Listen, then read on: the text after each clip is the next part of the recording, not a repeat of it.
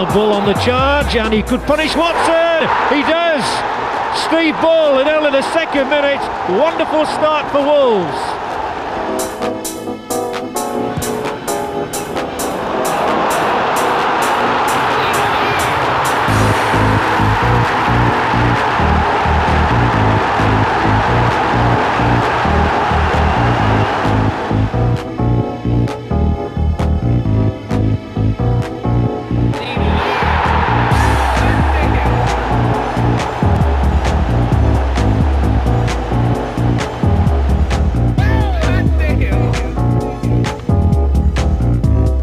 My testimonial season has been a great success, thanks to you, the supporters. Your loyalty to me has kept me at Molineux for the past 10 years, and I'm sincerely grateful. With your encouragement, I've continued to break goal scoring records throughout my career with Wolves, and in this special year it gave me great satisfaction to take my tally past the 300 mark. It was an achievement that earned me this Golden Boot Award, which was presented to me on an emotional night at the Civic Centre. It's a special night for me, attended by so many people whom I've got the utmost respect for, and I hope this programme catches the spirit of what really was a unique occasion. I didn't know what to expect when the event was organised, but every one of the 2,000 tickets was sold, and I couldn't have asked for a better reception than the one I was given. It all made me realise what great supporters we have at Wolverhampton Wanderers Football Club. Thanks to everyone who have supported me over the last 10 years. If you sat down, you let us down. Come on!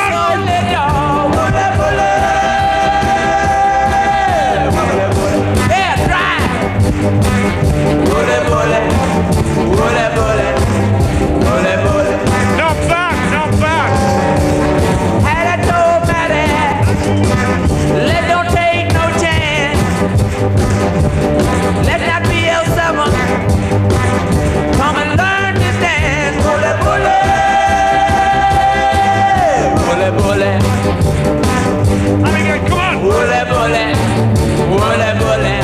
Brilliant. Bullet, bullet. Watch it now, watch it, watch it, watch it.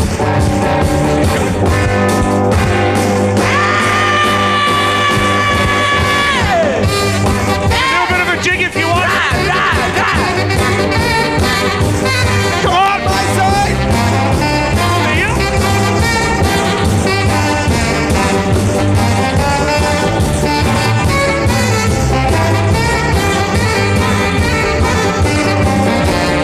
That old hat, that's the thing to do.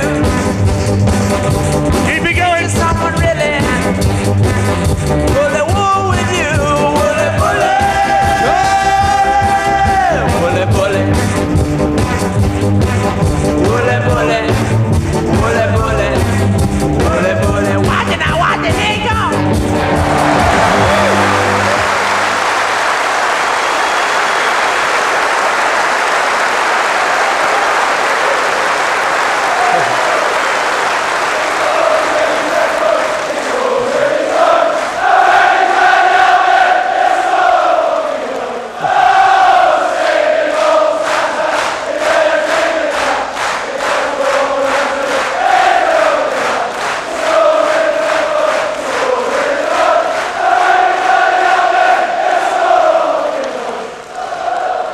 Can you shut up now? I want to sit down. Go and have a seat. Steve, take the weight off your legs. Have a seat in the corner. We've got a few friends. We've got lots of surprises.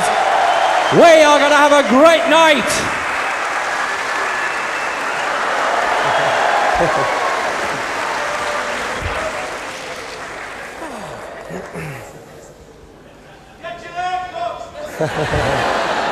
I'm losing it.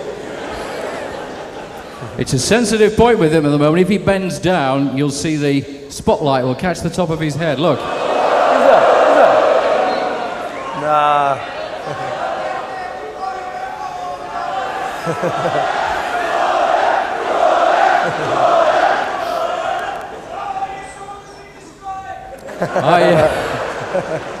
I hope nobody's in a rush.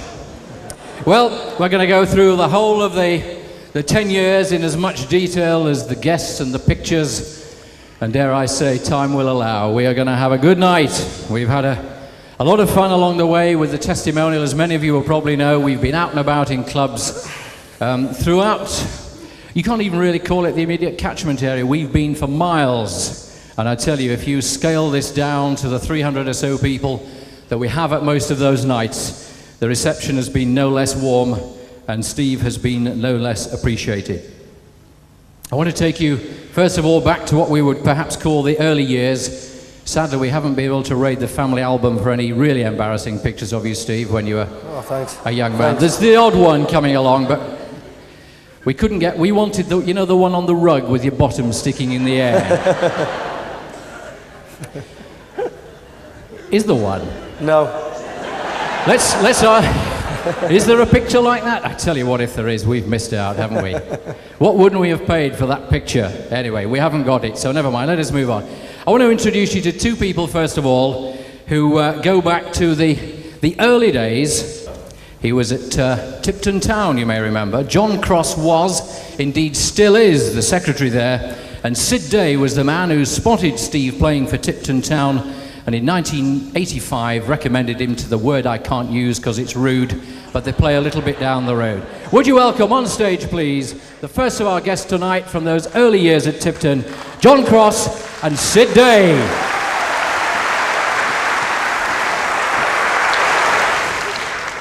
So tell me, when did they first know, John, that Tipton Town might have something a little bit special? I would say, Bob, he made his mark in the first team in 1984, but it scored before then millions of goals for the youths and for the reserves, a lower standard. He came in the first team, he took it by storm, he scored 14 in 17 games, and then Sid took a chance and took him up the Albion. The rest...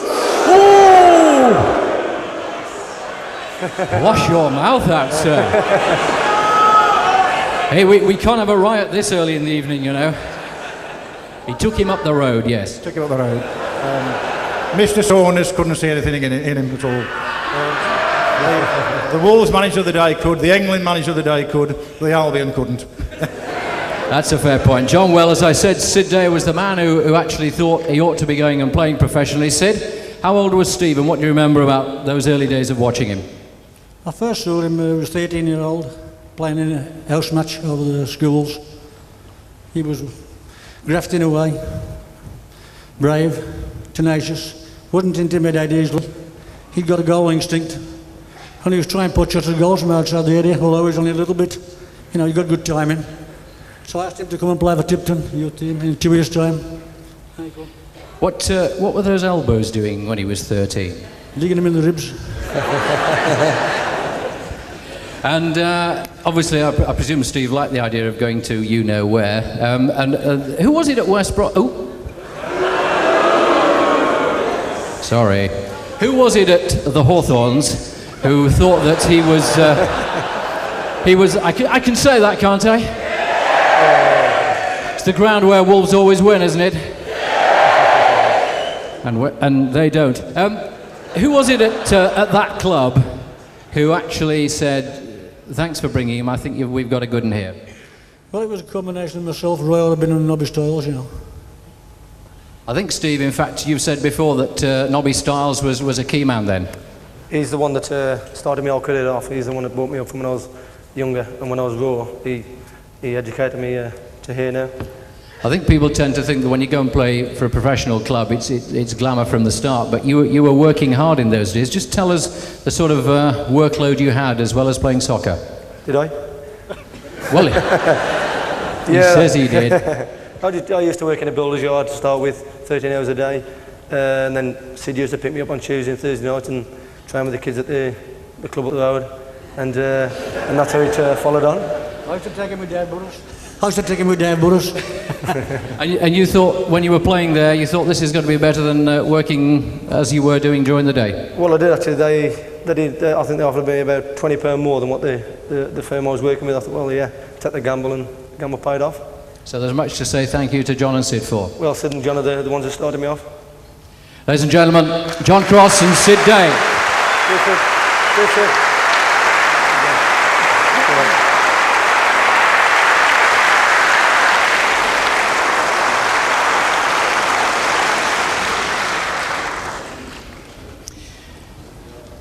There was not only Steve Bull, who came to Molineux that day. I must find out shortly what the price was, because every time you hear the story, the price differs. But suffice to say, it wasn't an awful lot of money. And we can have a look now at the little fella who came with him, scoring a goal. And here's Steve Bull, just a little too wide for him. But he'll get the cross in all right. Shot from Thompson! Oh, 2-0! Andy Thompson, he was calling for the ball earlier. It didn't matter. He got there in the end. Bull's cross. It's 2-0 to Wolverhampton Wanderers. And there was the headline from the Express and Star. Graham Turner spent around £70,000 for 2 players. And do you remember what they looked like? I think all look quite sensible there myself. Isn't that a nice picture? Ladies and gentlemen, you need no further introduction except to say that on the day that Steve came to Molineux, with him came Andy Thompson.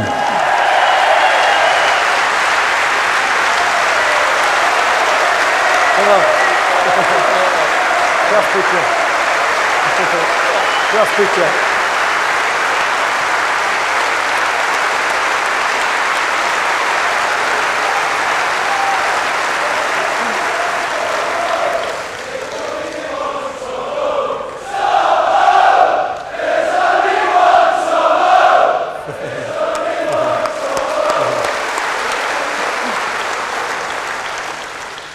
We do, of course, need to clear one thing up, that when these two signed, it was BC, before Chorley.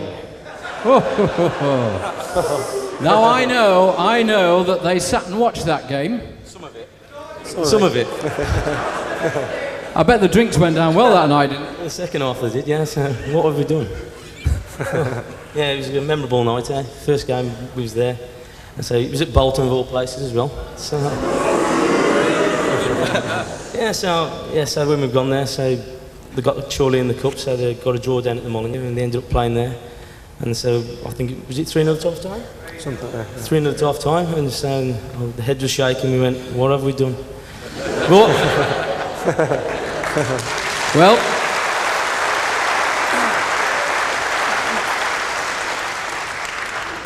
fortunately, things improved pretty quickly, didn't they?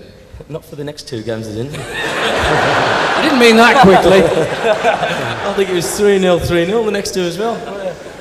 Yeah, so after that, so we had a very good run. So we missed out going automatic up against Southend away, and then say after the year after that, we went straight up, and we did the same in the 3rd division as well. There was almost a time when you were going to leave the club. You were going to go to Huddersfield. What on earth did Steve say to you? You can knock out the odd word if you need to here. He was making me tea in the morning. That's it. No, he just. Yeah, he just said, look, if at the end of the day, I wasn't playing at the time, so it was just an opportunity to come for me to leave the club. So I'm glad that I didn't. So look, because I've had another 4 years here, and it's been great. It's also, of course, worth pointing out that Andy and Robbie are enjoying testimonials this year. Andy, the friendship with Steve is a lot deeper than just playing soccer together, isn't it? No. Oh, yeah. So we've been friends from the day one, so since coming that Ford Cortina when he brought to the Molineux. So I was just about to get on the bus when he first come in. So I helped him push it to get here, so but and I think it's just took off from there. Well, as you say, 10 years on, it's worked a treat. Ladies and gentlemen, Andy Thompson.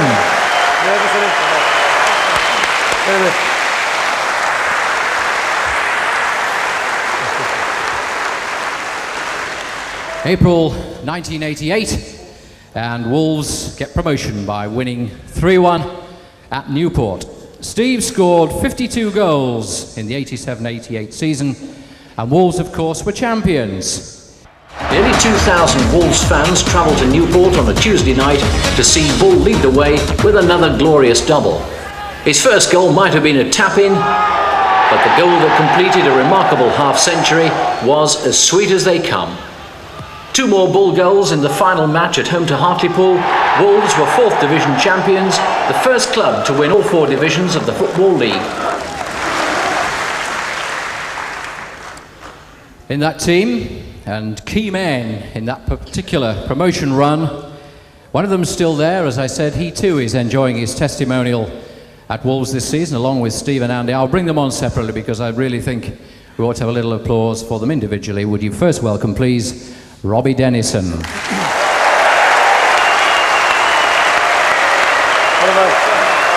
will milk it like some,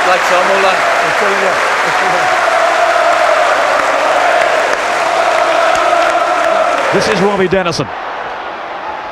Roberts looking at the far post. Dennison. Oh, what a goal! And also from that same team, Keith Downing.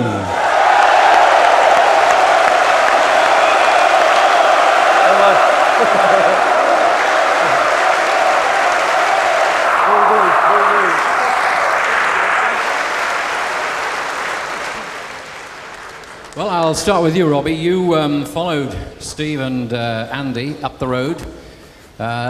Did they convince you it was a good move, or did you think you wanted to get away from that manager? Well, actually, I didn't actually speak to him in the time since I left until I actually joined Wolves, so it was... I'm shouting. No, it was just a matter of trying to get first in football, and that's the reason why I moved. As I say, I didn't speak to Tom or Billy before I moved on. Did you think that perhaps Wolves were aiming for better days and heading for them then? Well, things had started to take off just before I joined, but to be quite truthful, I didn't really know much about the Wolves scene or whatever, like, so it was just an opportunity for me to get the first team football again. Well, Keith Downing, they're seen from what we've seen so far and what we're going to see later, there's great team spirit among them. It was great team spirit. I mean, the set of lads were all down-to-earth guys and mucked in together and worked very, very hard for each other. And the club was obviously down on its feet at the time, and it was just a good bunch of lads to work with. I'm surprised, actually, Bob, you haven't pulled any goals out for me. It was a bit of a rarity, wasn't it? We, unfortunately, they're all in black and white. And ladies and gentlemen, Robbie Dennison and Keith Downing. Bye-bye. Cheers. All the best. See you later. That was also sweet.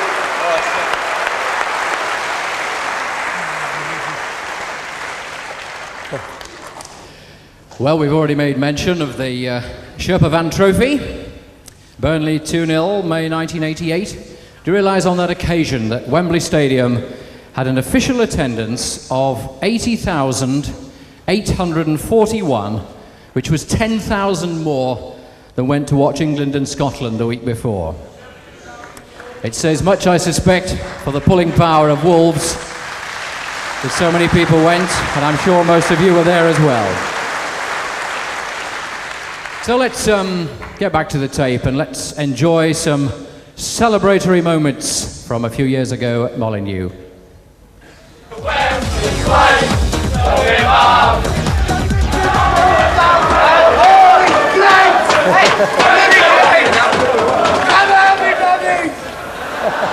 A massive crowd of nearly 81,000 turned up for the Wembley final against Burnley.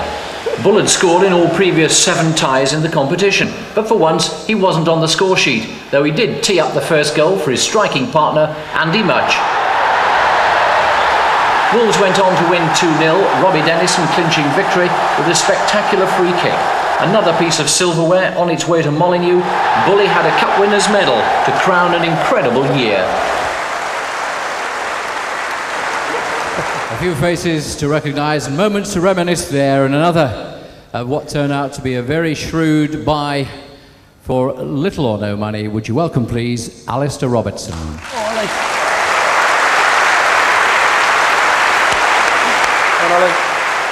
Still walking, I see.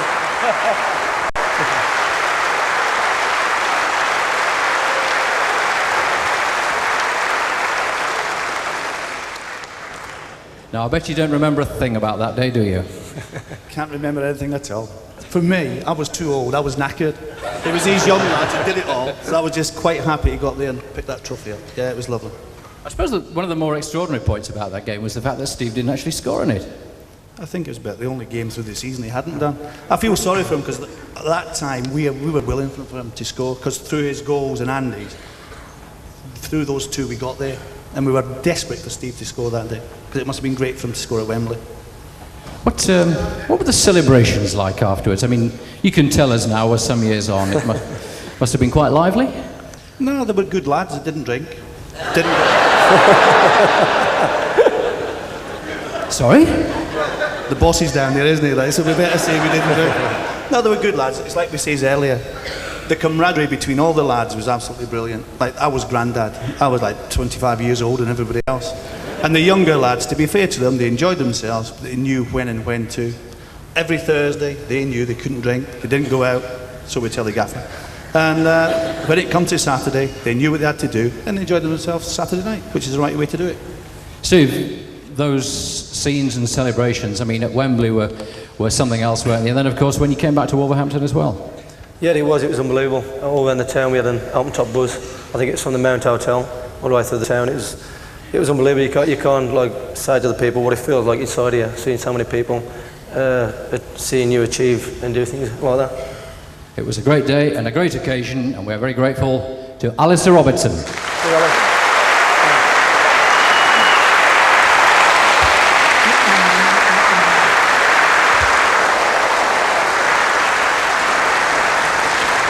In reasonably recent times, there used to be a pair who scored the odd goal or two for Wolves. They were called Dugan and Richards. And I think the next really great partnership, well, we keep seeing him. Let's have a look at the other guy. Bennett fires one forward for Bull. Bull, much? Yes! 1-0. Well, what kind of a start. Wolves with their very first attack. The ball punched forward by Tom Bennett. Finds Steve Bull, who flicks it over the head of Mark Grew. Need I say more? Ladies and gentlemen, we welcome, please, Andy Much.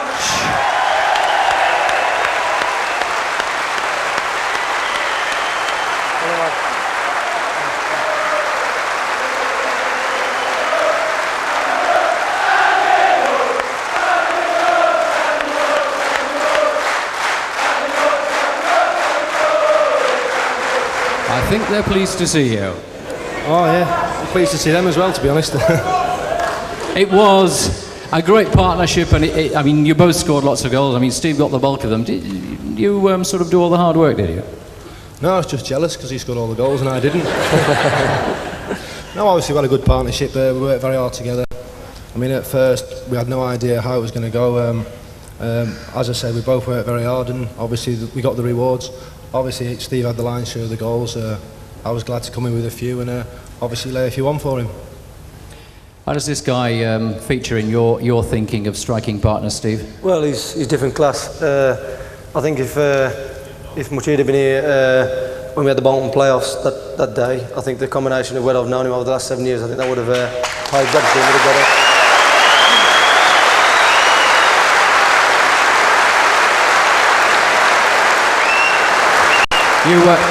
I'll just tell you one thing about this guy. We know about the great partnership they had on the field and the great friendship as well. Andy Much played a game on Saturday. They were drove down to Gillingham. He got home at 5 o'clock this morning, a few hours in bed, in the car, down here. He wasn't going to miss tonight for anything. Ladies and gentlemen, Andy Much!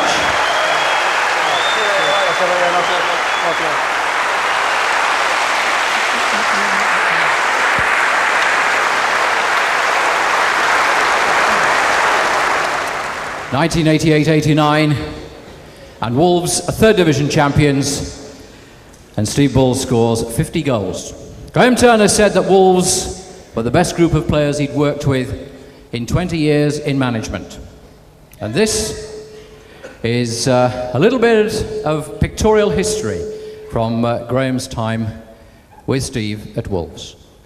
We got to Sheffield United, we needed a point, they needed a point for promotion, and also I needed a goal myself for the 50 goals. Thankfully we got all three. As I say, they got a point, we drew 2 each. Much went down the left hand wing, crossed the ball, easy tapping header, 50 goals, promotion, everything a man wanted them. In just 2.5 years, Steve Bull's goals had dragged Wolves out of Division 4 into the second, a time for celebration. Tremendous! Oh, I'm going to enjoy it now. Oh, great! Unbelievable, lads. Unbelievable.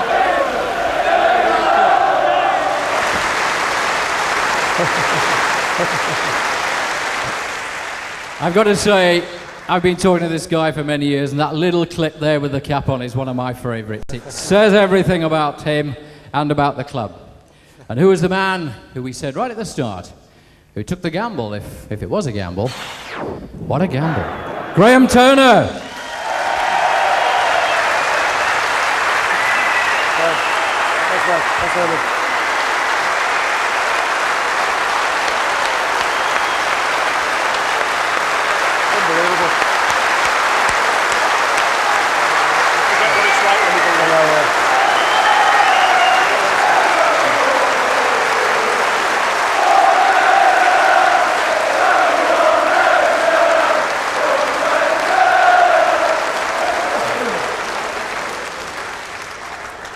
Oh, I hear you cry, they remember me. Graham, when you look back at those days, just let's settle one thing first of all. We talked about the signing of Steve and Andy. They obviously came highly recommended to you. How much did you really pay for Steve Bull? It finished up 64,000. It was a down payment, I think, of 40. And to be fair to Ron Saunders, he didn't want to part with him, and it took a lot of persuading. And I was almost giving it up. We'd arranged for Andy Thompson to come across, and I thought I'd just have one last go at him. And he bent a little bit. I think Sid Lucas, who was there then the chairman, had told him he had to cut his staff, but he didn't mean the young lads. And I think Sid Lucas, to be fair to him, he was broken-hearted when Steve left. So I don't think it was as easy as people think, and I don't think he was as discarded as people think. Terrific. Everything he did while I was at the club has been absolutely outstanding. I mean, okay, you wanted somebody to score goals, and he came highly recommended, but you could never have foreseen what he would go on to achieve. Oh no, it was absolutely incredible, wasn't it? His goal-scoring record. And you've got to say, of all the people I've ever worked with in football, Steve at his job was the best I've ever worked with. Absolutely incredible.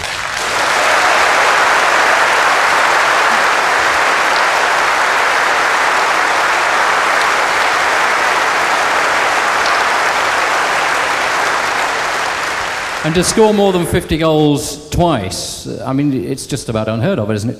I think that was incredible, but it also speaks volumes for the rest of the lads as well. There was a terrific spirit amongst them. They were very close. I didn't realise just how close they were until I heard Tomo and Bully talking about it.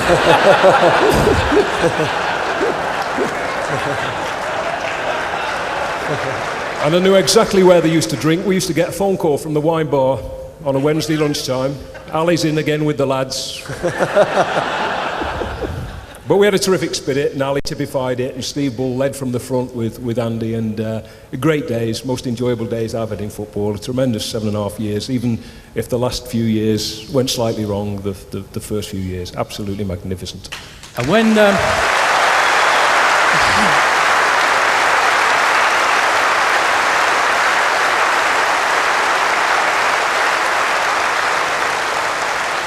And when you come back here tonight and see this, what goes through your mind? Well, I think when you go away from the place, you just forget a little bit about the passion. Not a lot in Hereford, is there? Well, I thought it was just like going to Hereford on a night out when the ciders arrived, you know? But you do forget, you know, it just drifts into distant memories at times, and it's nice to come back and be reminded about the passion that is still involved in the club. It's one of the world's biggest clubs, and it'd be nice to see it get back to that top level again and be competing with the very best in the country. Ladies and gentlemen, this is the man who brought Steve Bull to Wolves, Graham Turner.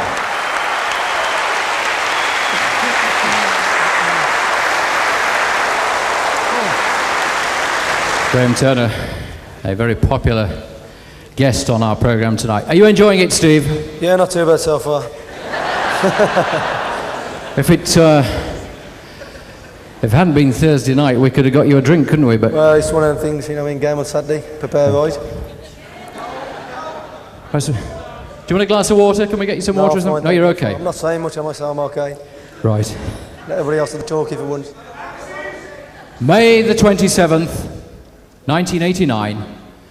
I wonder if you can remember what happened. Steve Bull scored his first goal for England against Scotland at Hampden Park, and he was still a third division player. Here it is, here's the moment. 10 minutes remaining. Bull, and again! Oh!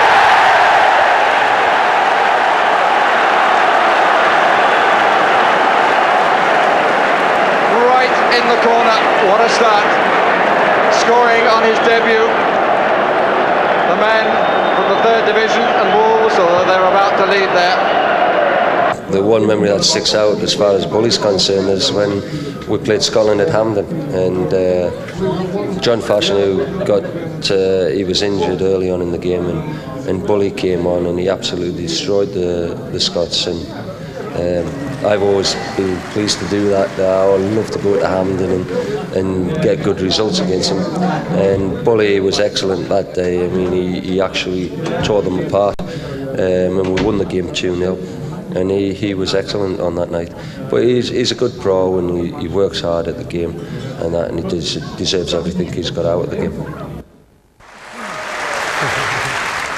Steve, let me ask you, we're indebted to Brian Robson for that little clip. Obviously, he's got one or two things on his mind at the moment, and one or two things not on his mind at the moment. Steve, when you were in that dressing room, you put that England shirt on, tell me what it felt like. Well, I can't really say, because it's when I was there, I was on the subs bench anyway, against Scotland, and when John Fashanu come off the last 10 minutes, he just says, "Go on, babe, do your stuff." I thought, it'd be funny, like. Those were his exact words as he come off the pitch. I went, "Oh, all right then." Friend of yours and Andy's, is he?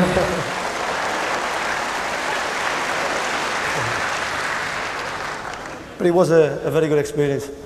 And you actually saw the Wolves fans who'd gone to that game, didn't you, in the crowd? I could see about 50 Wolves shirts at the top corner, and applauded them all the way, yeah, brilliant.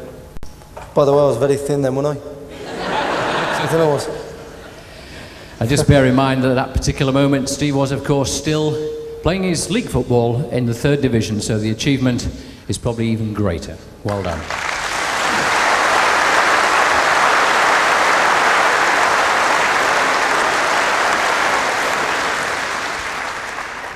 Some of you may well remember where you were on New Year's Day, 1990.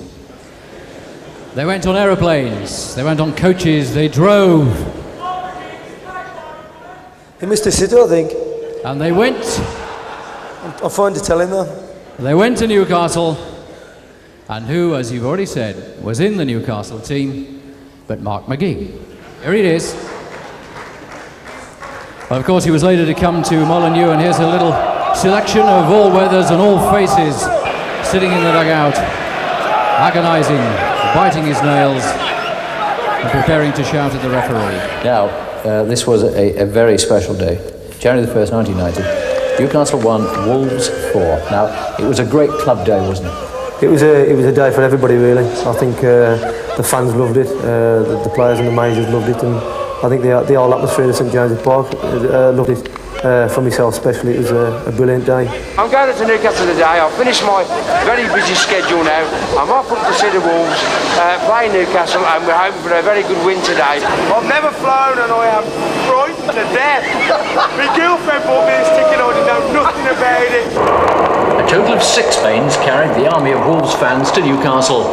Every fan had paid around £75 for the New Year's Day flight. It turned out to be money well spent. While the fans arrived in style, the players were making their way to St James Park by the more traditional team bus. For the fans, it was a great day out, and they arrived in the northeast in high spirits, hoping to see Steve Bull & Co. conquer the Magpies. I think it was a lucky day for me.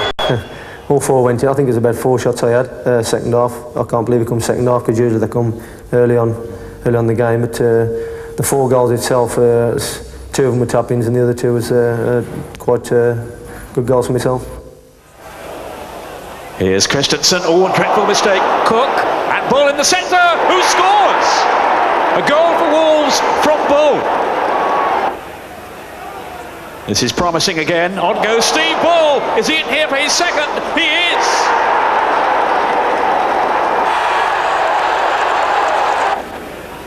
Dennison with the corner. Oh, the keeper made a mess of that, and Bull is there for his hat-trick. Away goes Dennison now, striding away too. They've got 3 up here, including Steve Bull, and he's in again. 4 for Bull. I was more happy for the fans really, because as I travelled down on the plane and everything, it was unbelievable. I say it's a big ground, and it was just great to play it.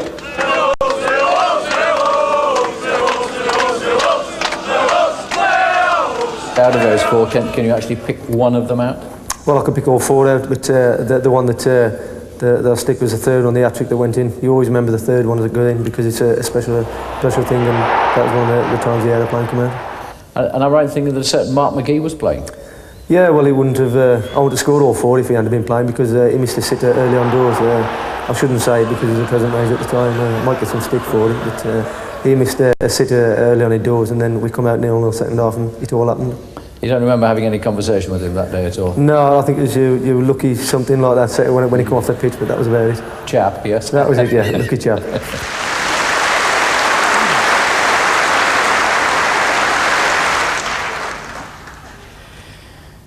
In the summer of 1990, Steve went with the England squad for the last time to Italy in the World Cup. It was also the time when a certain goalkeeper announced his retirement. Let's just have a look at a special moment that involves both Steve and the said goalkeeper.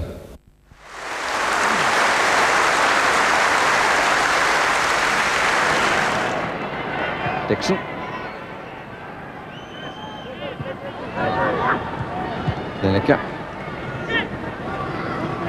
Walker.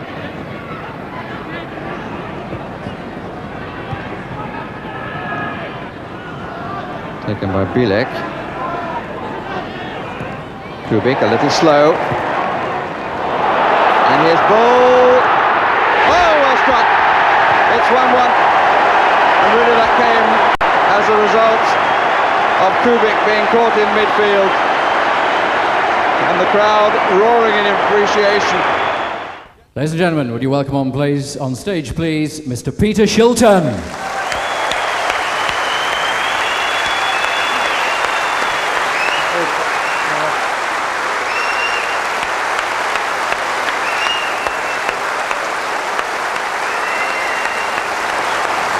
That was a splendid piece of cooperation between the two of you, wasn't it?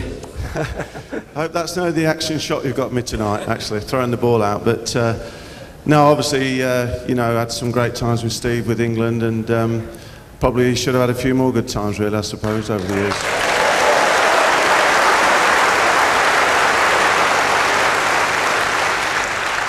I was going to say, I mean, an awful lot of people feel that certain strikers have had many chances. Steve didn't really get as many as he should, did he? No, I don't think so. Steve's what I call an old-fashioned centre forward. You know, he's very enthusiastic. He uses his strengths, and he does what he's there to do, and that's score goals. And you know, at the end of the day, I think a lot of it's down to the managers that are in the England team, looking after the England team at the time. But I think Steve obviously deserved a lot more chances on the goals he scored. And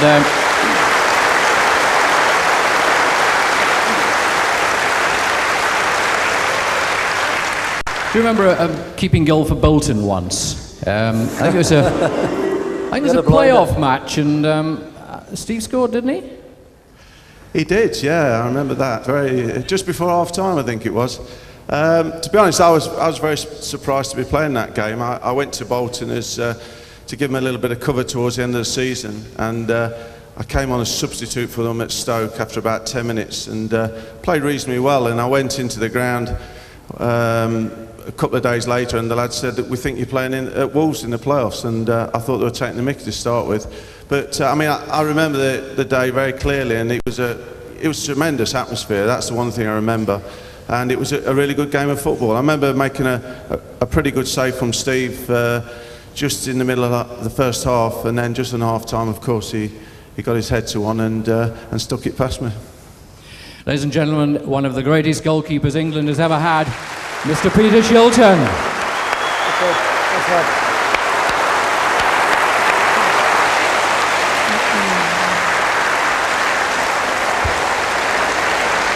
May 1990 proved to be a hugely important date on the calendar in the history of Wolverhampton Wanderers, when the man who'd been called Union Jack because of all the support he'd given to the country where he was born decided that it was high time he got involved in the town where he was born and brought up, living just a stone's throw from the ground, and admitting that as a lad he used to creep under the turnstiles and didn't pay. That man, of course, was Sir Jack Hayward, and what has happened since...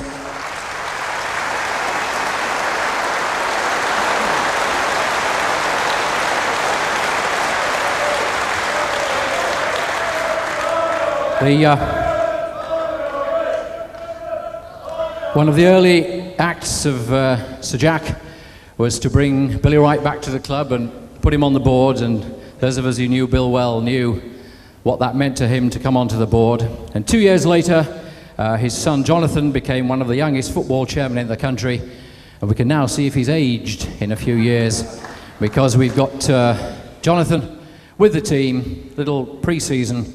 Here they are lining up. Let's have a good look at that. And my word, he has got a few more grey hairs, hasn't he? Heavens, though, he looks serious even then. Would you welcome, please, the chairman of Wolverhampton Wanderers, Mr. Jonathan Hayward. Mr. Chairman, thanks for coming.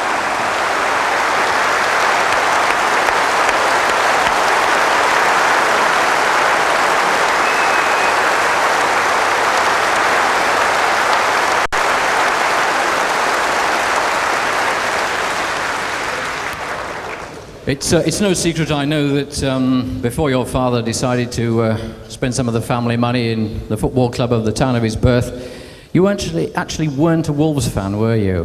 Why did you have to bring that up, Bob, on a night, you know, a lovely evening like this? You bring something like that up. You didn't tell me upstairs you were going to say that. Well, you see, you'd have prepared your answer then, wouldn't you? Go on, they won't mind, because they know that you're gold and black through and through. Who was your team as a lad? Well, they were sort of in the Manchester area, perhaps. Old Trafford, perhaps? Well, could have been somewhere close to there, yes. On a serious note, Jonathan, once your father decided to get involved with the club, and were you a willing chairman and willing director in the very early days? I was, yes. It was incredibly exciting. I was delighted to get involved, and it was a great privilege to be involved with such a historic football club. And we've had some ups and downs since then, but I've never really regretted it. When you looked at the assets of the club in those early days, I would imagine that S.G. Bull was at the top of that list, wasn't it? He was. Steve and Graham Turner at that time were probably two of the main reasons why Sir Jack got involved. So the club in its history have got a lot to thank Steve Bull.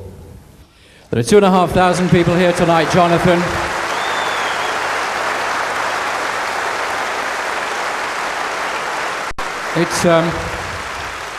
It's a fraction of the people we could get in. It's a fraction of those who are there week after week.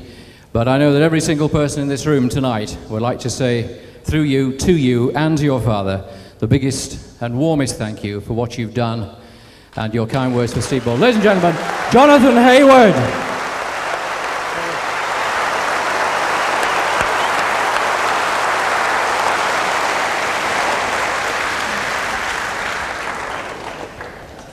...486 appearances, 194 goals.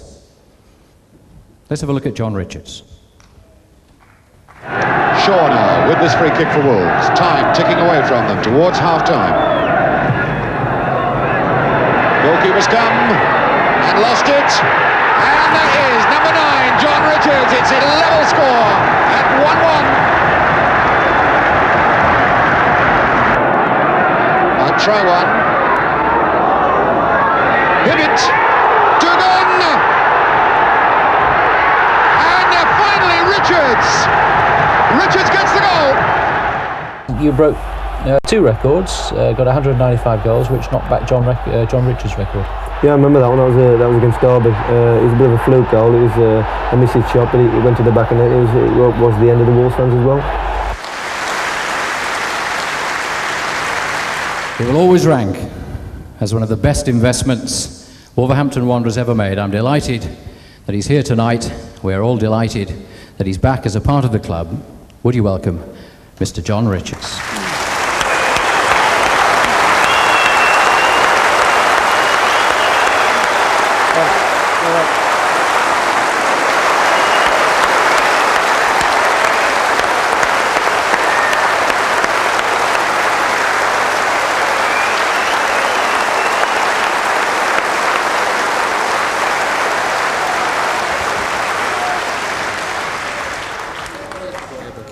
think I'm a little grey now, Bob, as well, aren't I? Not quite as grey as you. I did notice. It's, I was about to say, it doesn't seem long since we stood on this platform together when it was John's testimonial, and then, as he said, when you look at your hair then and now and mine, it is a while ago, isn't it? Yeah, well, actually, those goals were 26 years ago, 1970, 71 season. Long time, yes. Tell me about this guy standing on your left. Well, I don't think I can say much that you know, people have already said about him. When you look at the from a goal-scoring point of view, I did hold the goal-scoring record, and I think at that time it was difficult to imagine that it would be broken for two reasons. One, you wouldn't get a player stopping with a club for virtually the whole of his career, and even in my day that was getting rarer and rarer. And secondly, to get a goal scorer or a player to score an average of 20 goals a season for a minimum of 10 seasons takes some doing. But Stevie's absolutely murdered that. I think he scored about 30 goals a season, which is an amazing number. And a lot of them goals which, you know, other people wouldn't score. Some fabulous goals. For 64,000, he's not been a bad buy, has he? Well, I don't know. How much does it work out per goal? It's not a great deal, is it, when you consider nearly 300 goals for £64,000. It's been an amazing bargain, and it's been a massive asset to Wolves. And I think probably as much as anything, which I know the fans appreciate, is Steve's loyalty to Wolves. I don't think...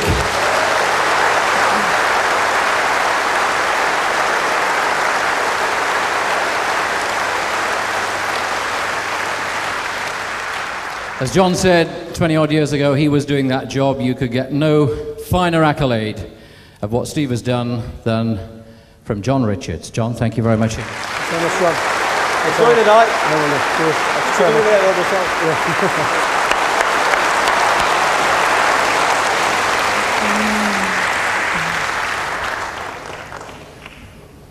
Steve got his 200th goal for Wolves against Leicester City, the 18th of August, 1992.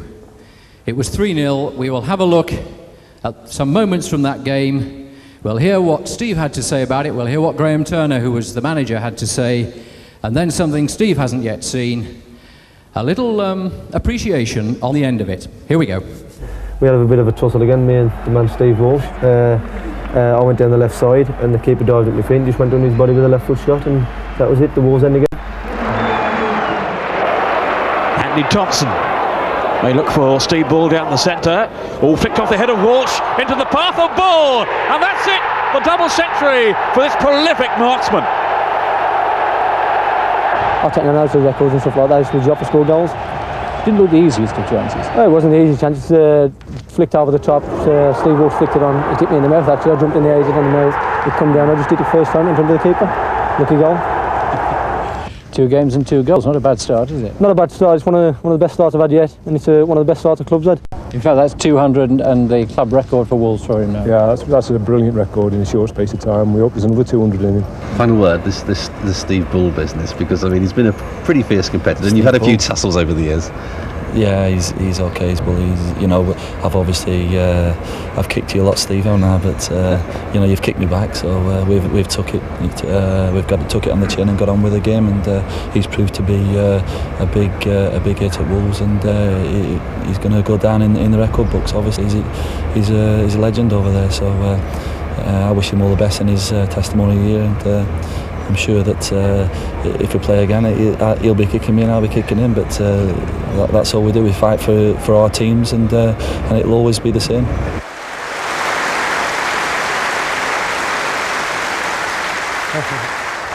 Well, to be fair, we should say many congratulations to Steve Walsh on last night and tell you that he recorded that interview specially for us on the eve of the Coca-Cola Cup final replay because he was running out of time. So big thank you to Steve Walsh for that.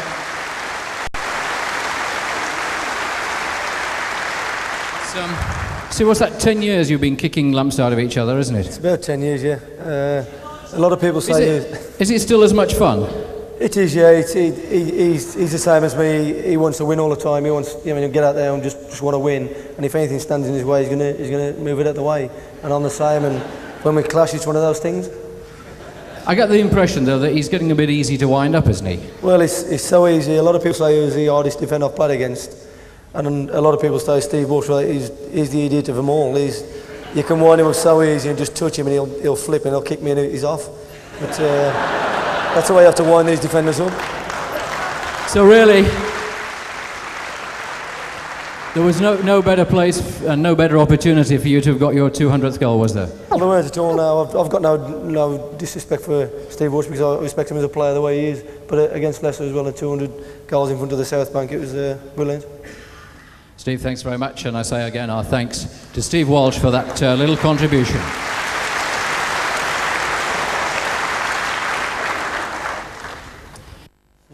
Let us consider then that having Steve at Wolves gave the popular spread of the unofficial magazine, the fanzine, the perfect title. What else could they have called it but a load of bull? And that is exactly what they call it. We would like now to welcome on stage two people, and they're going to bring another guest on in a moment. First of all, Charles Ross, who is the editor of A Load of Bull, and Jenny Wilkes from Radio WM, and she's a big Wolves fan, as you know. Come and join us, please, Charles and Jenny.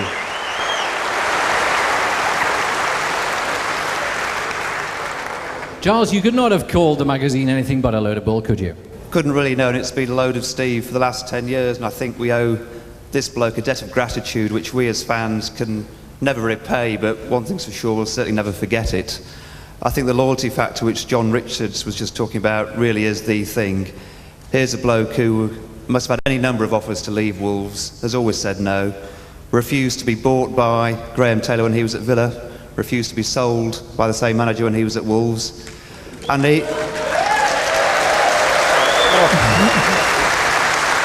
and Steve has given up the best years of his playing career to try and get Wolverhampton Wanderers out of this godforsaken hellhole of a division, and he's still there now. And he must have got personal ambitions, more international caps if he'd played for a top club, I'm sure, and the London press would have picked him. Honours, championship medals. Instead, he stayed with us and he sacrificed his career on the altar of getting Wolverhampton Wanderers back where they belong. Steve Bull has put the heart and soul back into Wolves.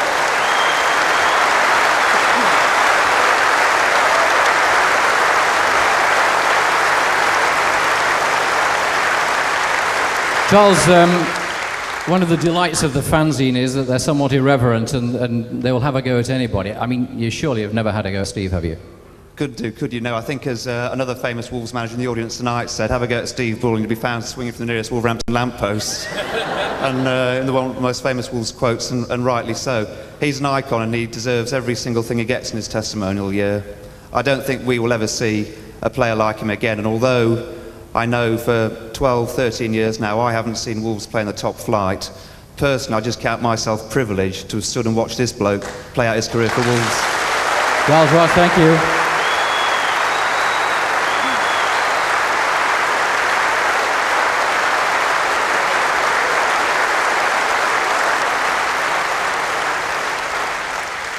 We've waited a long time to, and this is not a sexist comment, to have a pretty lady on the stage. Jenny, nice to see you here. A lady who's always to be seen around Wolverhampton Wanderers on match days, and let me guess, you're a fan, aren't you? Just a bit, yes. I remember seeing John Richards, actually. I remember those early goals. It was taking me back in time, just a touch. Listen, I want to say... You must have been very, very small then, and very young. Oh, yeah, very, very little. Yeah. Say your bit. I want to say a word or two for the fans, as the president of Wolverhampton Wanderers Supporters Club. I want to say, Steve, that we think you are probably just as big a fan of Wolverhampton Wanderers as we are. That's what makes you so special to us, the fact that you're a fan as well. And I think we love you as much as you love Wolverhampton Wanderers, and we just want to say a really big thank you to you for sticking around and sticking with us, because we know you could have disappeared, but for still being here with us and staying the course. Very big thank you from all of the fans.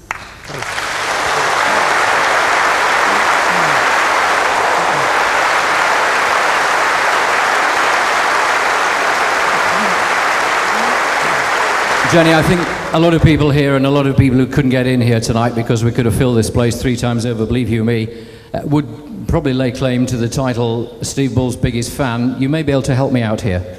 That's right, we've been running a competition in conjunction with the Sports Argus on Radio WM to find Steve Bull's biggest fan. We were absolutely inundated with entries. We whittled it down, and along with Phil Smith from the Post and Mail, we got the dog called Steve Bull, who wears the shirt. We got the man with Steve Bull tattooed on his back. But our number one Steve Bull fan, the one that... I dread to think. Excuse me. Andy, who said that about you?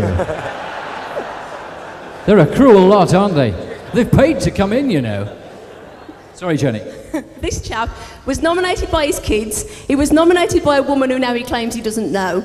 And he sent us in a folder absolutely jam-packed full of pictures of his house. He had a room built specially on the house that he had before with all of Wolves memorabilia on the walls and the Bully Bar. Now he's got a room in his current house full of Wolves memorabilia. He was telling me that he's got a bit of a psychic intuition, and when they were playing Barnsley away the other day, 2 minutes into the game, he was doing something completely different, had a bit of a do-do-do-do, Bully scored sort of feeling. And he was right. Who is this gentleman? This gentleman is Robert McNally. And he's here tonight, ladies and gentlemen. Robert, come and join us.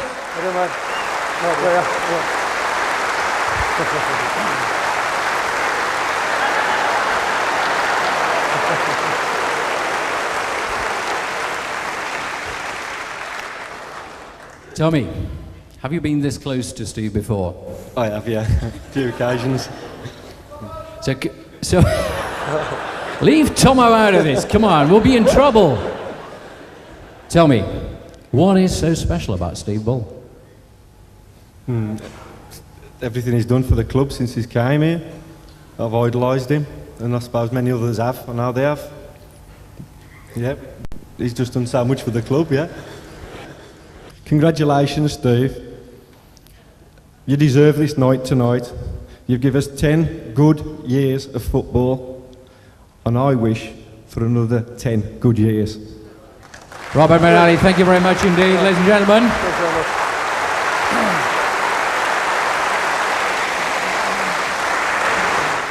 Central defenders see him when he nutmegs them and elbows them to the ground. Goalkeepers see him when they pick the ball out the net. You see him on a Saturday, we see him on the television. But away from Wolverhampton Wanderers, Steve Bull does an awful lot of things. This is not a hero bit, this is something that I'm sure you probably already know, have seen in the papers. He gives up an awful lot of his spare time to helping a lot of people who are a lot worse off than he or you or I or any of us are. He likes to particularly go into hospitals, and if you've seen the kids' faces when he walks in, well, you maybe haven't, so let's have a look at them, shall we? Ticklish. Hey. His mum's gone mad. So Steve has done his bit, as I say, going around the hospital. Can I have it? Can I have it? You'll see the odd Wolves favour floating around here and there. It's gone. But, these are not things that have been set up and staged. You can still keep running, that's why I'll be for cameras. You should be alright. Steve normally goes and does this when no one's around but the parents of the sick children and the children themselves. Yeah, you alright? Go on quiet, aren't they? Go on quiet. This one looks a bit poorly there, is it? Yeah, she's had a Is it?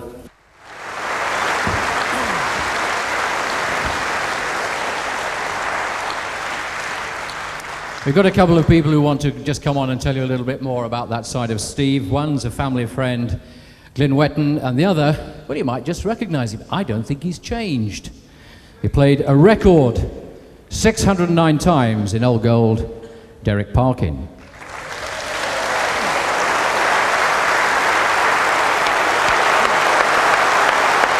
Derek, didn't lose it, mate. Oh, no.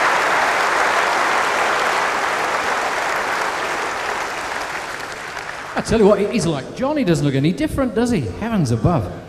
Derek, let me ask you. Have you got any grey hair? No grey hair. Oh, John, that was a dig at you, not me, wasn't it, for sure? Derek, just tell us a little bit about this man, the other side of Steve Bull that maybe everybody doesn't know. Well, I know Steve through Glyn, really, and he does an awful lot of work for Glyn, a lot of charity work, goes to hospitals. I mean, the guy is just phenomenal, really. He's a credit to Wolverhampton Wanderers. Well, Glenn? Just come in a little closer so we can get you to the microphone. You are described as a family friend, which will do for us tonight. Just tell us a bit about Steve and the things he gets up to. Well, Bob, this is where his night goes wrong, really. This is where he's going to be very embarrassed, because he hates people knowing what he really does do. And if anybody wants any money for raising for anything, all he says is no problem. And he's just phenomenal. And he comes down to some disabled units, people who've never had a job before, and he makes their life important. Nothing's too much trouble for him, and, well, before he came, they were nothing. Today, they're important because they can get Steve Bull's autograph. Tommy.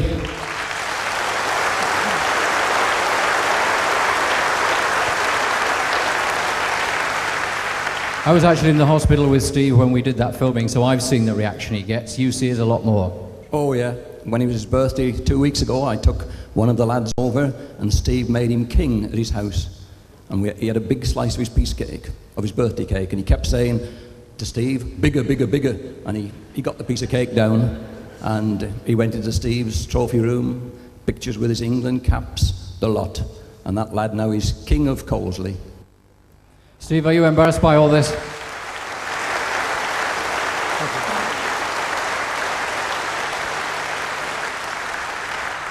I always get embarrassed things like that because everybody out there should do things like that as well. It's nothing off my back and it shouldn't be off anybody else's back. So, but I do get embarrassed.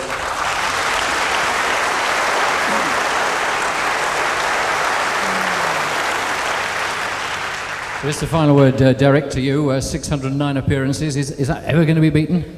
I think Steve will beat it if he keeps clear of injuries. I hope he does. I hope he does. So it wouldn't be a bad choice to break it, would he? Oh, couldn't wish for anybody else to break. Ladies and gentlemen, our thanks to Glyn Whitten and to Derek Parkin. Thanks, Derek.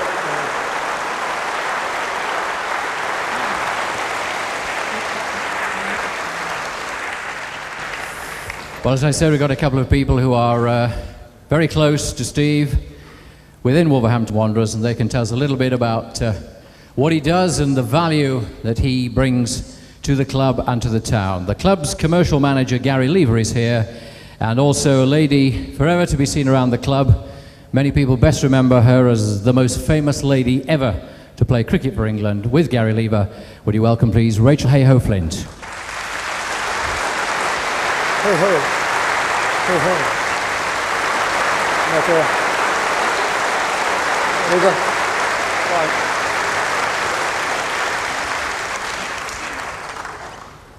Well, Gary, you see the fans coming into the shops and buying their bits and pieces, and I know because I've been there, it's not unusual to see Steve popping across the car park and into the shop. What's it like for you and the fans when he does that? Well, I think, first of all, Steve's a real Wolves supporter's dream. He's had a number of opportunities to go into the Premiership, which he's never ever wanted to do. And the reason he's not wanted to do that is because of his genuine love for Wolves Football Club and his genuine love for the Wolves supporters. And that is very, very genuine.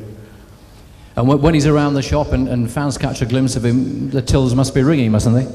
Well, they are, yes. And, of course, Steve's always ready, willing and able, so to speak, to go out there and speak to them. Sign autographs because he wants to be with them because he's part of those supporters. And I think it's fair to say, Rachel, isn't it? It's that fact that Steve is and always has been a part of the community which must make it very easy for you. We've heard about him doing good work with charity, but I know there's a huge amount of requests come your way for things to happen in and around the club. Yes, it always amazes me, though, that no footballers keep diaries, and Steve is a man of many words, and you sort of say, could you do that? Would you? You know, he always speaks very long sentences. And, you know, I say, well, could you possibly go to this school and present some prizes? Why me? You know, And I say, well, you're so lovely and beautiful, you know, that's why they all want you, see. But the other factor is that, unfortunately, Sir Jack Hayward can't be here tonight, but I spoke to him this afternoon, and he very much regrets, Steve, that he can't be here. But Jack is the sort of person who loves anything that is great, that is loyal, typically British, which is what Steve is. In Who's Who, which is the book that talks about posh people and says what they are, it says that Sir Jack Hayward likes things that are all things bright, beautiful and British. Well, I know Steve is British. I don't know about bright, yes. I don't know about the beautiful, but he really is phenomenal with terminally ill people. A woman wrote to me 2 years ago, she'd got a week to live. Her dying wish was, please, could she meet Steve Bull? And without hesitation, Steve was there to meet this lady. And I just wish that the whole world could know about the generosity of spirit of this lad. His golf's bloody awful, but otherwise he's a wonderful chap. Ladies and gentlemen, Gary Lever and Rachel Hayhoe-Flint, thank you very much indeed.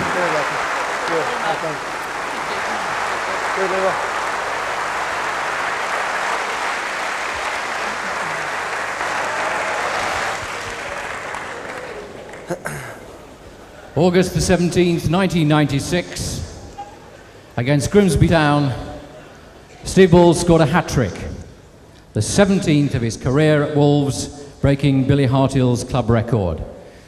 We're going to see those goals in a moment. We're also going to see a guy who, from time to time, he seems to pull some very odd faces.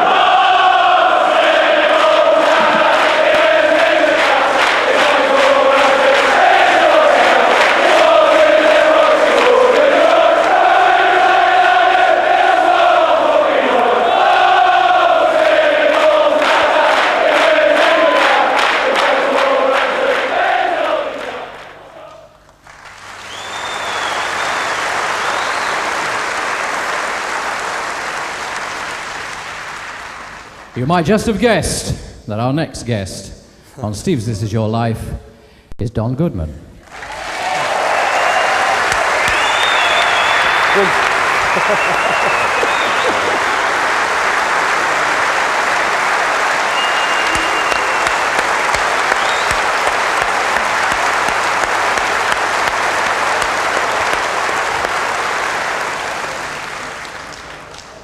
The first thing I need to do, I know this is Steve's big night, but I have to make a public apology to all you lip readers out there. I'm very sorry. So, that apart, that's my first question gone. What about these little faces that you pull? Well...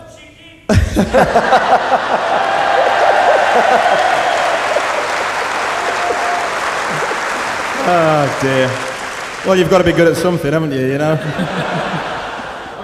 Where do they, when you look at the celebrations these days, do you spend time in training, rehearsing them? I don't score enough goals in training to rehearse them. Feed them the lines, in they go. Lamb to the slaughter. Now, what about Steve and his hat-tricks? I mean, have you ever been a part of that sort of thing? Well, I got the itinerary only yesterday, I think it was, to say that I was number 18 on the list, and I was happy to be number 18, and then the subject was next to it, and it said hat-tricks. Oops. Not unusual, you might think, a fellow striker being asked to talk about hat-tricks of his pal and fellow striker. Very unusual when I don't think he's ever scored a hat-trick when I've been in the team with him. Why? Is that right? You've been playing So to say I was worried was an understatement, and I now suppose that you and Roberts will be wearing the number 10 shirt on Saturday. Being half serious for a moment, and I know we can't be more than half serious, he's not bad, is he? Yeah, I mean, that's possibly the biggest understatement of the evening, you know.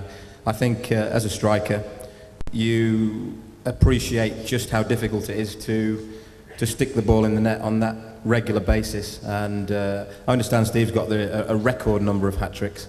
I think I've got 4. And I think Steve's probably got 6 or 7 times more than that, you know, which is a great testament to him. There's nobody in the business better at doing what he does, and he deserves absolutely everything he gets, the accolades from you lot, and all the awards that hopefully he's still got to get. Ladies and gentlemen, Don Goodman, thank you very much.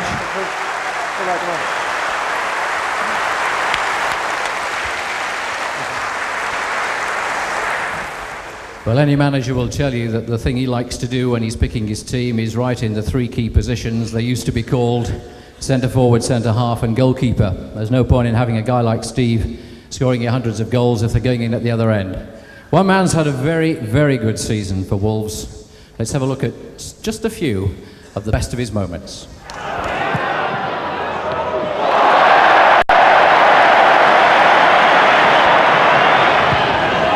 Leach. Scott Leach hitting one!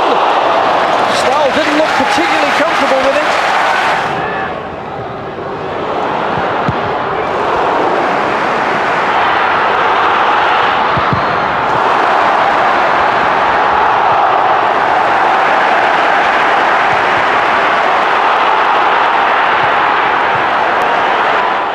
You might just have guessed that our next guest is Mike Stowell.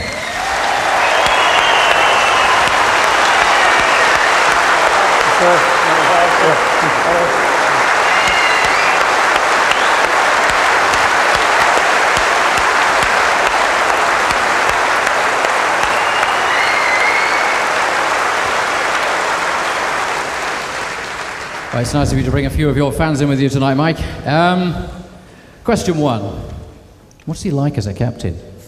Well, to be fair, he's probably the least vocal of a captain I've ever played with, you know, which is a good job after, like, you know, what Tomo says, because we can't understand the bloody word he's saying anyway, you know.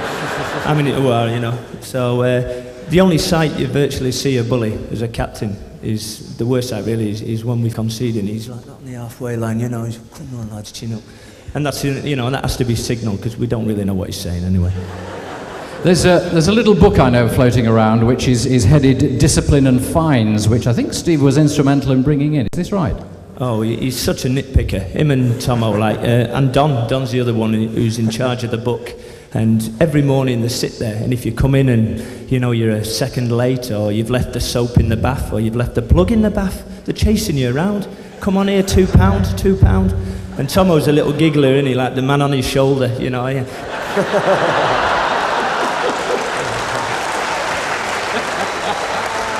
You know that horrible little devil that's on your shoulder. Steve, he's late. Steve.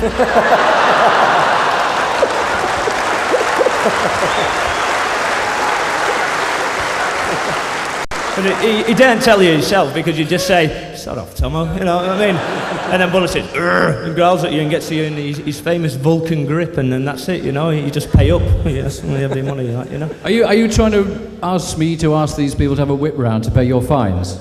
I've got a few fines after QPR anyway. I could do with a payment. Actually, I got a little bit worried tonight, because I just walked in and I saw the chairman sat there, and you know, Peter Shilton sat next to him. I'm thinking,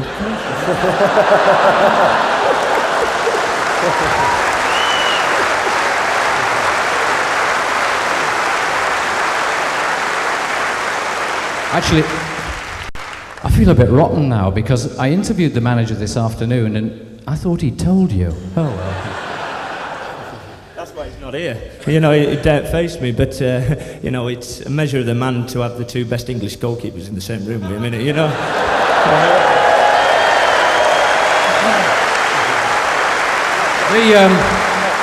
I mean, Peter, you faced Bully once and he scored past you, you know, think of me, I face him every bloody day. Shoots at me all day. I'm knackered. If you did have to face him on a regular basis, would you think of giving up goalkeeping? Well, you know, I don't know whether I'm the luckiest keeper or the unluckiest keeper, you know. I don't have to face him on a Saturday in the competitions, which is great. But like I say, every day, Monday to Friday, you know, he just loves shooting, you know, and he just keeps kicking the ball at me. So, well, I wish it was at me. I might save a few, but, you know, it's all in the corners, you know. So it's been a privilege to work with him, you know, and he's a super chap, super bloke, and it says it all. I mean, everyone's come out here and marvellous. Mike Stowell.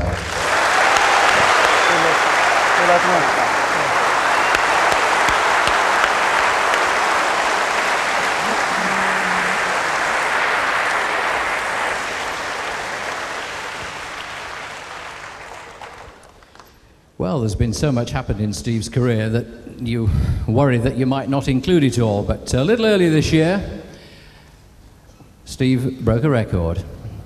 It was held in the West Midlands by a man from you-know-where. This is how he did it.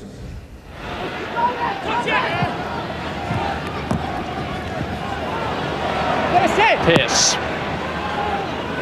And Simons has let it go. Ball could be through here, and is. Disaster for Manchester City. Kit Simons let ball go, and it reaps full dividends for Steve Bull as he rattles up his 9th goal of the season. Well, it was messy play. Dennis Pearce has got the ball up. He launches the ball forward. Kit Simons misjudges it completely. Fronsek, his other defenders, nowhere to be seen. That's horrendous defending by Manchester City. And for an international of Simons, he'll be very, very disappointed. Ball gets on the blind side, and once he sets off, he crashes that ball in. Steve Bull marks his 400th league appearance for Wolves in the manner in which you'd expect, with a goal.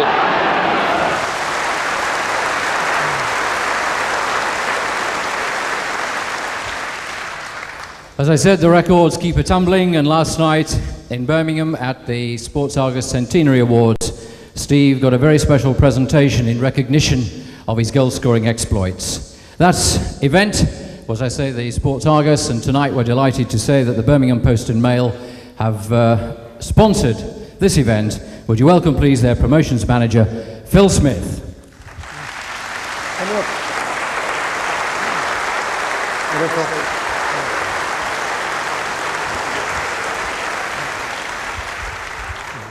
I notice, Phil, that you are clutching what one might best describe as a large black box. Tell us what's in it. That's right. It's an award that we were pleased to give to Steve last night at the Sports Argus dinner. And it commends 300 goals. The man from the Black Country that we think will never be beaten. And we'd like to produce to him the Mizuno Golden Boot Award. And that presentation will now be made. I can tell you it's very heavy. Phil Smith and the Golden Boots for the 300 goal man, Steve Bull.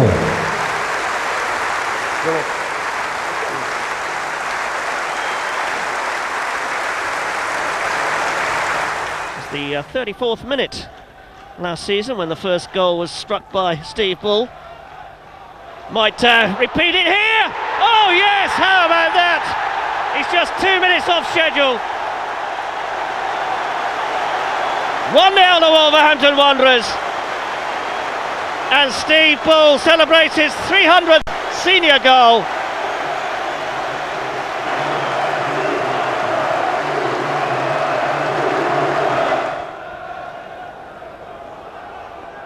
Goodman out jumping form there, and a chance here for Bull. 2-0.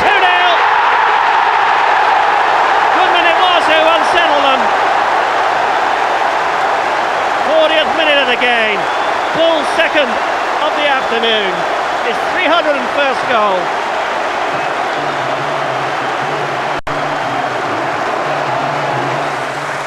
Well, I know that I say you were sponsored this evening, and as a Wolves fan, you must have one or two memories of Steve. Certainly have. I work in Birmingham, but was born with a mile of the football ground, so Wolverhampton through and through. We're very pleased that Steve has joined our team and writes for the Argus every night. I come over and see the team whenever possibly can, and we're just pleased to have somebody that's going to stay with us and write with us, we hope, for as long as you play with Wolves. So thanks very much, Steve, and look forward to many more goals and many more memories. Thanks. Thanks to Phil Smith from the Birmingham Post and Mail, tonight's sponsors.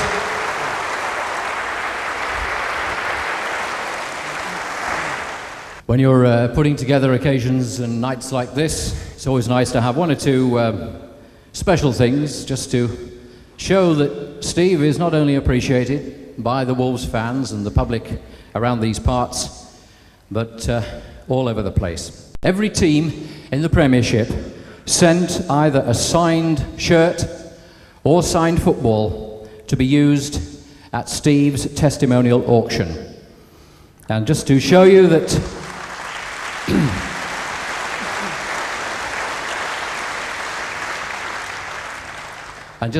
we have the living proof, as they say. Here are members of the Brierley Hill and Dudley Schools FA Under-15s modelling those shirts. The first one, I might tell you, to send a shirt to Steve was Steve Walsh of Leicester City, signed by the rest of the team. Here he comes now. We'll call them on. In a group, we have Leicester City. Here they come. They're coming down behind us. They caught us all. Here we are, a shirt from Leicester City, signed by Steve Walsh and the squad, followed by an Aston Villa shirt signed and presented by Dwight York and signed by the rest of the Aston Villa first team squad. From Highbury, we have a football signed by the Arsenal team. From Leeds United, we have a shirt signed by Ian Rush, who I know was Steve's hero, goal scorer. The rest of the Leeds team have signed it, and here comes the Leeds shirt, followed by a football signed and donated by Tottenham Hotspur. Behind him, we have a shirt signed and sent to us by John Solarco and the Coventry City team. And close behind him, we have a shirt from Blackburn Rovers.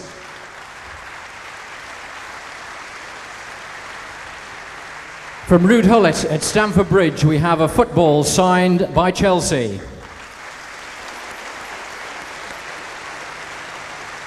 And from Anfield, a shirt signed by the entire Liverpool squad. And behind that, Manchester United, the shirt from David Beckham.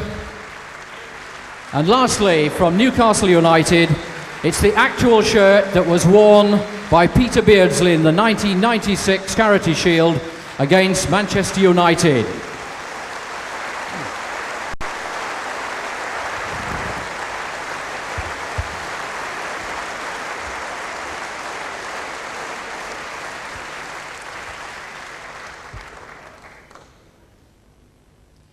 There is one more shirt which has been sent for auction.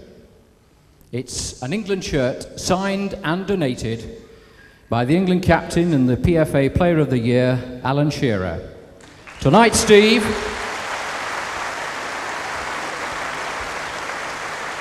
that shirt comes on stage modelled by what we hope might one day be another centre forward at Wolves. It's young Jack, he's 5 years old. Here he comes. Come on, Jack. And Steve's wife, Julie, is also here to join us on stage.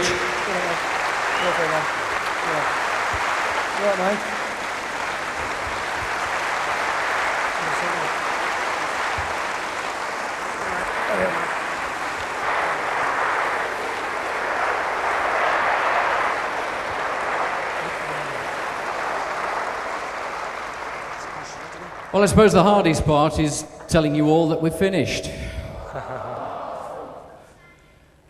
It is sad, isn't it? Quite right, young man. Quite right. Steve, we, in the time-honoured tradition, will have a red book that will be filled with mementos of this evening. It's very difficult, as I say, to know.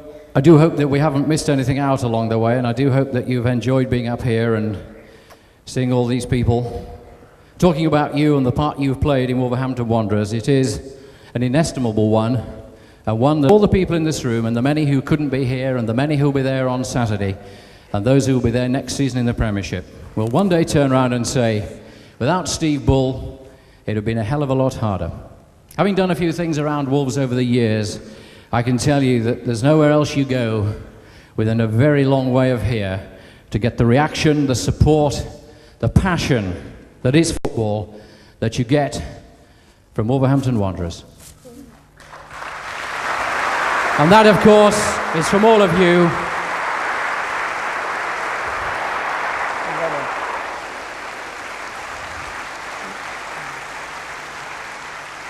Ladies and gentlemen, it's been my privilege to be your host tonight. I do hope you've enjoyed it. We'll have a little music and a few pictures, and Steve and Julie and Jack will come to the centre of the stage and take the applause that is rightly theirs as we say, Steve Bull, tonight, this is your life.